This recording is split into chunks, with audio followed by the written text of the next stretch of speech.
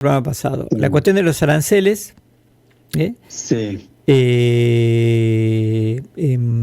Básicamente esa pulseada, recordamos la cuestión de Taiwán, y pusimos en contexto también que esto es más allá de la personalidad de Trump y cómo gestiona su política exterior. Hay una estrategia de las diferentes gestiones, particularmente las últimas, por lo menos yo recuerdo la anterior de Biden y esta, respecto de China y de cómo se está posicionando. O sea, esto no es una obsesión exactamente de Donald Trump, esto viene de largo, así que le pongo en contexto y de repente quizás sería interesante, nosotros contamos la reunión, ponerle en contexto, ¿no?, de la relación entre las dos potencias, porque China es una potencia. Sí, claro. Sí, claro, en algún sentido es como vos decís, por lo menos desde Obama, que hay cierta idea o cierta percepción en los Estados Unidos de la aparición de un polo opuesto, digamos, por decirlo de alguna manera, a partir del ascenso de China, ¿no? Esto es uno de los elementos tal vez más importantes que ocurren en el sistema internacional desde la crisis del 2008, digamos, ¿no? El otro es la radicalización de las élites en Occidente. Me parece que esos dos elementos son los que marcan el tiempo que viene después de la crisis del 2008. Esa sería la primera. Uh-huh. Y en donde el objetivo principal de Estados Unidos, en principio, es que, digamos, que China no logre cierta hegemonía regional, por decirlo de alguna manera, en un primer momento, digamos, ¿no? Que eso parecería ser el objetivo principal. Y lo que parece también, digamos, el otro dato también que es importante, que, digamos, por lo menos entre Trump 1, Biden y Trump 2, es un proceso en donde aquellas cosas, digamos, que los demócratas denunciaban como cosas que no eran posibles de hacer, digamos, como por ejemplo la suba de... No sé si recordás, digamos, la primera guerra comercial, digamos, que lanza Trump, digamos, contra China con la cuestión de los aranceles, que fue rechazada por los demócratas cuando Trump empezó a aplicarla.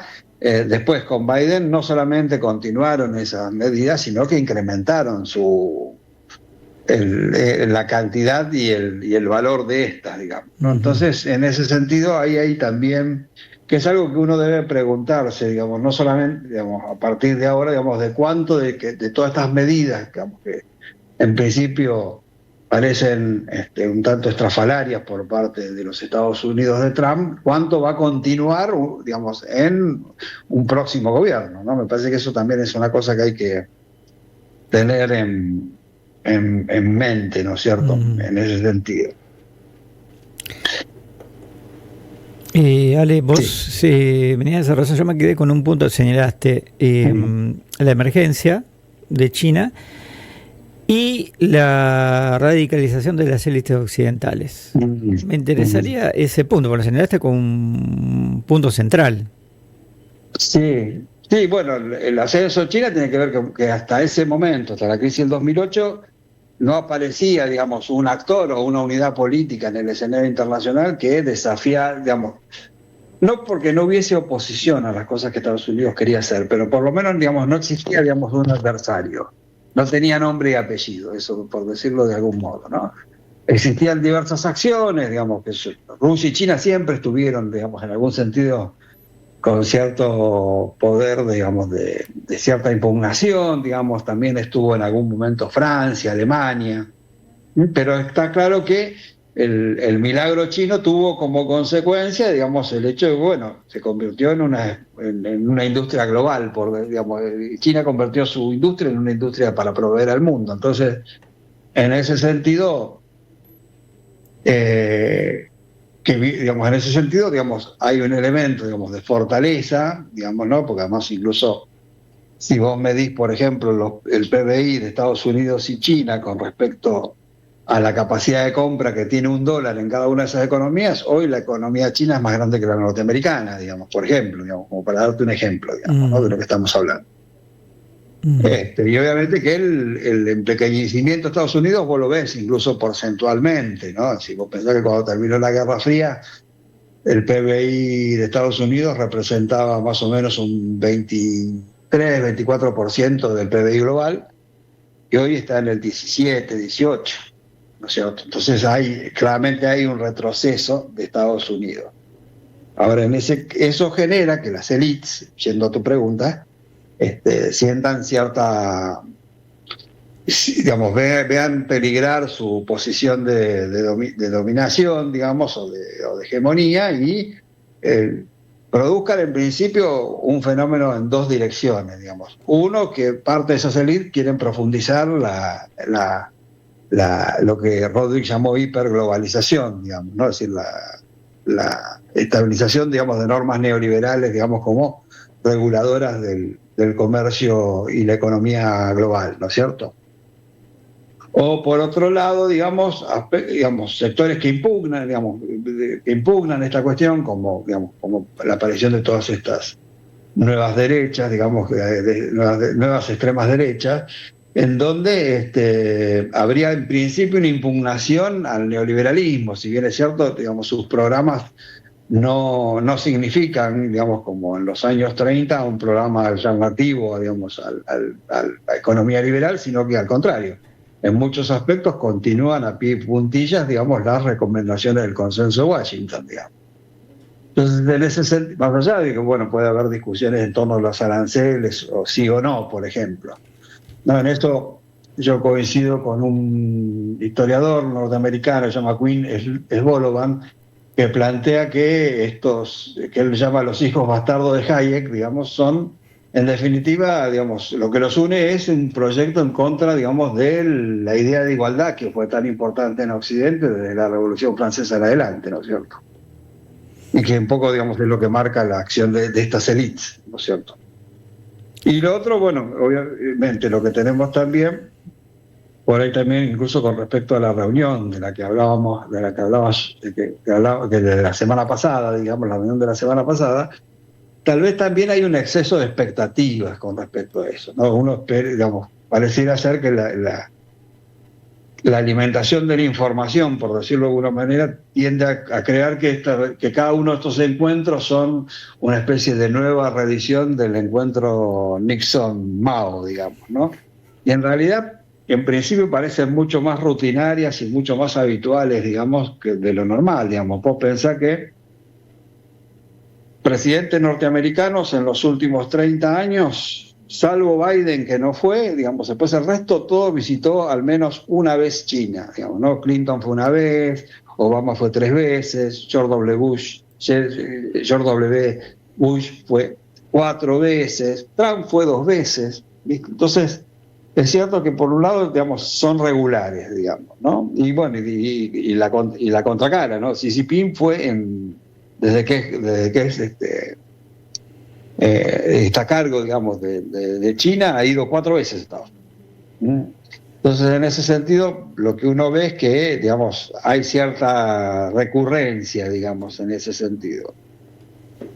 Y si vos mirás la agenda, digamos, ahí como que vos determinaste bien, digamos, bueno, hay alguna cuestión, digamos, con respecto a la cuestión de los aranceles, en donde en cierta medida la agenda de Trump siempre está marcada por impulsar acuerdos comerciales y de inversiones.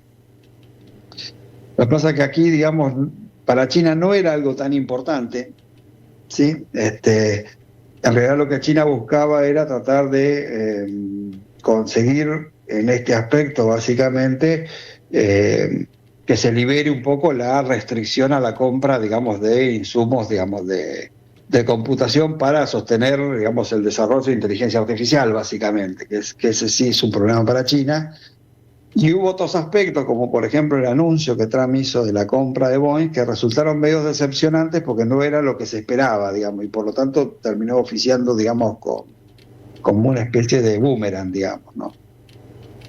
La otra cuestión, que desde la agenda de Trump, por decirlo de alguna manera, está la ausencia del tema de los derechos humanos, y que esto en algún sentido debilita, por decirlo de alguna manera, a aquellos que entienden que estaríamos en una especie de guerra fría, e incluso los temas de seguridad, porque bueno, como sabemos, Trump está más enfocado, por decirlo de alguna manera, en una especie de economía más tradicional. Y en ese sentido vos ves que la contracara digamos, ¿no? En el caso de China, digamos, están marcados por básicamente temas que tienen que ver con aspectos estratégicos, ¿no? La guerra en el Estrecho de Hormuz, la cuestión de la intervención japonesa frente a las crisis en Taiwán, o la propia cuestión taiwanesa, digamos, que es un elemento tan importante, digamos, para China, ¿no es cierto? Sí le marcó, al menos en su discurso, que, digamos, la cuestión de Taiwán era central en el vínculo. Lo que yo quería... Claro. No, y el hecho que China haya manifestado de que ese tema se trató y que Estados Unidos no lo haya mencionado, digamos, incluso diciendo, bueno, tratando de bajarle el precio al tema, creo que es un motivo de preocupación, porque era una de las apuestas importantes de China lograr, digamos, la cuestión de la ratificación, digamos, por decirlo de alguna manera, de la cuestión de que China es parte, digamos, Taiwán es parte de China, digamos, ¿no? Entonces, en ese sentido. Y también había otra cuestión que creo que es más simbólica y que creo que en ese sentido se logró, que los chinos lo lograron, que es el hecho de tratar de ser, por decirlo de alguna manera, un par de Estados Unidos. Incluso hay una foto, no sé si vos la llegaste a ver, donde ambos presidentes están sentados y donde sí parece más alto que Trump, ¿no? Y que fue la foto que difundió China, digamos, ¿no? Y más allá de esa cuestión simbólica, me parece que ahí es importante porque era algo que para China era importante, digamos, a pesar de que incluso, por lo que uno pudo observar, la propia prensa china no le ha dado a este cónclave una importancia muy relevante, digamos, ¿no? De hecho, en el Diario del Pueblo, que es la publicación del Partido Comunista, el día de la llegada de Trump, recién el aviso de la llegada de Trump estaba en la página tercera, por ejemplo, y en los programas de televisión políticos, digamos, creo que hay uno, el más visto, solamente una noticia en un programa de 1 hora fue una noticia de menos de 1 minuto, digamos, ¿no? Es decir, que por un lado buscaron como bajarle el precio también a la cuestión, ¿no es cierto? Sí, te quería... se desprenden 400.000 temas, pero una puntual para no ser tan larga, porque hablamos de las élites occidentales y de Estados Unidos. Meternos un poco en lo que es el desarrollo de la política exterior china. Yo leía, por ejemplo, un artículo de una analista, una periodista muy interesante del New York Times, afro y lesbiana, o sea, lo cual te da un perfil ya de que no es de dónde está ubicada. El artículo se titula El equipo de Trump y Donald Trump no leyeron a Tucídides, hablando de la trampa de Tucídides, pero lo que menciona es cómo ella califica la política exterior de China, que usa el poder blando y que no está, digamos, hace una caracterización menos agresiva por decirlo así, de la política exterior china. ¿Cómo evalúas vos cómo se mueve China, cómo se mueve Xi Jinping, cuando algunos medios en Argentina la presentan como se narraba la antigua Unión Soviética en plena Guerra Fría?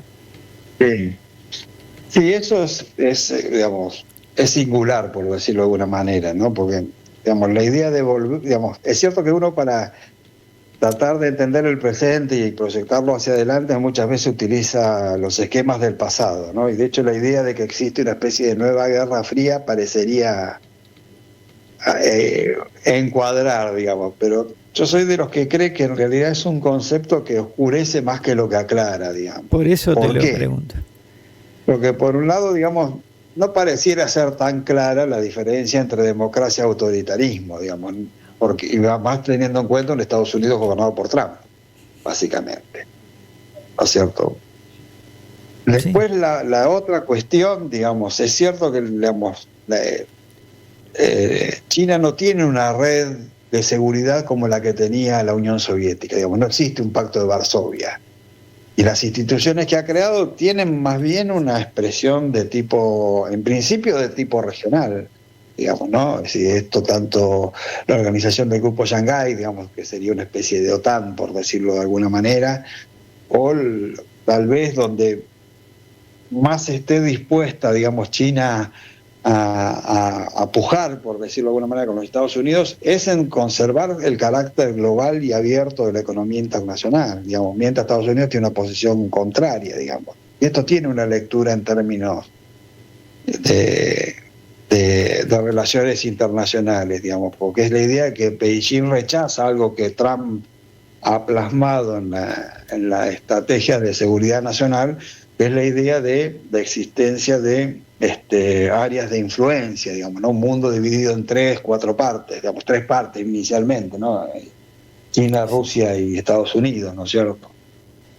China rechaza esa idea, por ende, digamos, la idea de que existan bloques enfrentados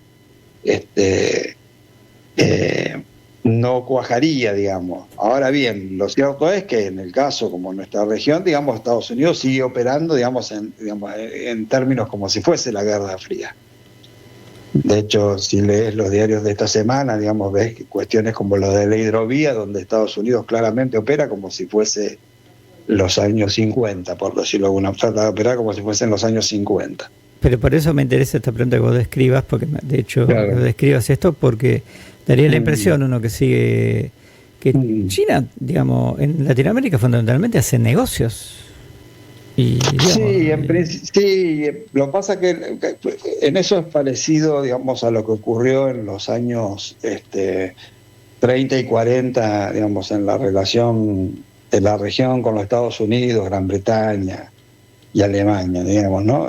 Donde el problema está, digamos, es decir, en ese contexto el problema estuvo cuando digamos, la competencia por mercado se transformó en un problema de seguridad. ¿No? Que eso tiene que ver, digamos, cuando comienza la Segunda Guerra Mundial y cuando fundamentalmente Estados Unidos fue atacado por Japón, digamos, entonces eso transforma la agenda, digamos, ¿sí? Acá, digamos, Estados Unidos tiene la pretensión de securitizar todo, pero el problema está que, digamos, a diferencia de aquel contexto, no tiene recursos materiales para poder producir ese disciplinamiento, por decirlo de alguna manera.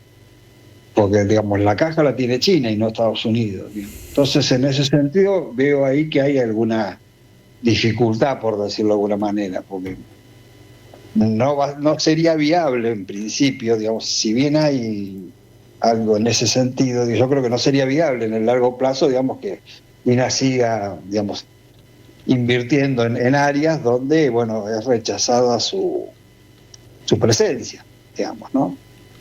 Sobre todo porque además, bueno, es decir, también es cierto que para China no es indispensable la provisión de alimentos que pueda producir América Latina, digamos, básicamente la soja, digamos. En ese sentido, China tiene una especie de estrategia de diversificación de fuentes de abastecimiento, por ende, si falta en un lado, digamos, lo consigue en otro, ¿no? Y de hecho, el África subsahariana es un área de importante desarrollo en ese sentido, que creo que en algún punto, digamos, podría ser un reemplazo del rol que cumple en la región, digamos, porque es cierto que aquí, digamos, en Argentina, en Brasil fundamentalmente, aquellos sectores que se benefician con el comercio con China no son pro-chinos precisamente, sino que al contrario, son anti-chinos, digamos, ¿no? Es decir, de hecho, en Brasil hay un bloque que se llama un bloque parlamentario, que es el bloque sojero, digamos, que expresa, digamos, posiciones de alineamiento con Estados Unidos mientras los negocios lo hacen con China. Entonces eso en el largo plazo resulta inconveniente, digamos, ¿no? Bueno, y lo mismo ocurre acá en la Argentina, ¿no es cierto? Bien, la seguimos en la próxima porque estas se derivan de otra. Más adelante tenemos que hablar, ya vinculado con esto, es la política, que es tu especialidad, la política exterior argentina, que es tu especialidad, en el marco de este tema, porque acá con esta punta, claro, y en el marco de este tema, pero esto amerita toda una nota, digamos, todo un bloque directamente para meternos en la política de Argentina y del Mercosur. Es que la política exterior es imprescindible del contexto internacional, digamos. Sí, esta nota es... Es decir, uno tiene que tener, digamos, y más cuando es un país como los nuestros, son países de escasos recursos, digamos, ¿no? Y potencialidades, uno tiene que leer muy bien el escenario internacional, no puede tener una visión caricaturesca del escenario internacional, porque las consecuencias en el largo plazo pueden llegar a ser terribles, digamos. Entonces, en ese sentido, me parece que hay que tener cierta precisión, digamos, ¿no es cierto? Que no se tiene precisamente. Entonces, bueno, eso también es una dificultad, ¿no es cierto?